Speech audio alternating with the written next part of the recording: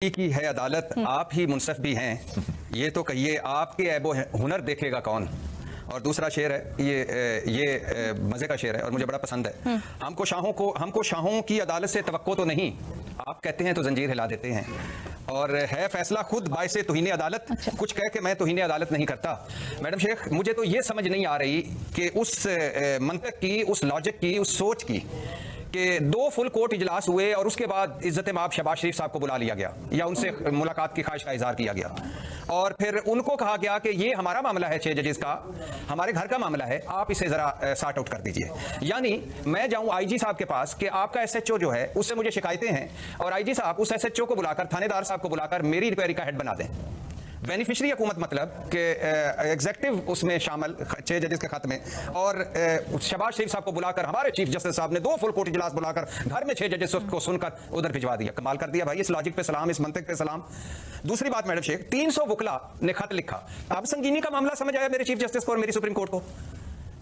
और by the way उसमें साकिब जिलानी का भी खत था जो तसद्दुक जिलानी के बेटे हैं, वकील है। लेकिन तब मेरे चीफ जस्टिस साहब को नहीं पता चला जब 6 जज साहबान ने मतलब 80% हाई कोर्ट खत लिख रही है और कह रही है कि हम गैर महफूज हैं, हमारे घर गैर महफूज है, हमारे खानदान गैर महफूज है, हमारे मास्टर बेडरूम गैर महफूज है। उस वक्त चीफ जस्टिस साहब शहबाज शरीफ साहब को बुला रहे थे और आप बड़ा आज खुद नोटिस ले लिया। समझ नहीं आ रही इस लॉजिक को भी सलाम। और तीसरी बात मैडम शेख, क्या तसद्दुक जिलानी साहब ने जो पढ़ा वो कि जजेस, वो मेरे चीफ जस्टिस और मेरे फुल कोर्ट 2 इजलासों में नहीं पढ़ा गया। तसद्दुक जिलानी साहब फरमा रहे हैं कि जजेस ने अपने खत में सुप्रीम जुडिशल काउंसिल को मुखातब किया है, इस वजह से इनके ख्याल में कमीशन इस हवाले से इंक्वायरी का मुनासिब फोरम नहीं है। तो जब जजेस ने 6 जजेस ने जुडिशल काउंसिल को मुखातब किया था तो ये शहबाज शरीफ जुडिशल काउंसिल था।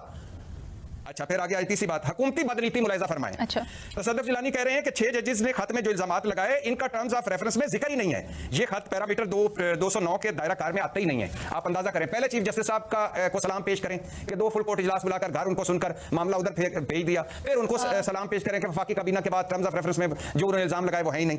6 जजेस का खत था मैडम शेख, अदलिया का मामला था, अदलिया को देखना चाहिए था। फुल कोर्ट बुलाकर, आप फुल कोर्ट में एक तजवीज़ ये कि नजरसानी या अपील का इख्तियार नहीं होता, चलो ठीक है, फुल कोर्ट बुलाकर सुप्रीम जुडिशल काउंसिल में ले जाकर या सुप्रीम कोर्ट के अंदर जुडिशल काउंसिल जुडिशल कमीशन बनाकर या ये जो 7 रुकनी बेंच बनाया, मुझे इस पर भी कोई इतराज नहीं। तो इस पे अब सुनना चाहिए, लाइव समातें होनी चाहिए, किसी नतीजे पर पहुंचना चाहिए। ये कोई आम खत नहीं है, ये आजाद अदलिया का खत है और इसमें आजाद अदलिया सारों को चाहिए। शौकत सिद्दीकी साहब से लेकर इन 6 तक, 6 से लेकर उन तक एक दूसरे पर फेंकने की बजाय मामले को मंतकी अंजाम तक पहुंचाना चाहिए। और ये बिल आकर यही होना चाहिए था, पहले भी यही होना चाहिए था, अब भी यही होना है, और यही फोरम है जहां ये मसला हल हो सकता है। लेकिन सर सिद्दीकी साहब अभी ये कह रहे हैं कि इससे बहुत सारे और मामला हैं, पेचीदा हो जाएगी सुप्रीम कोर्ट में मामला जाने से।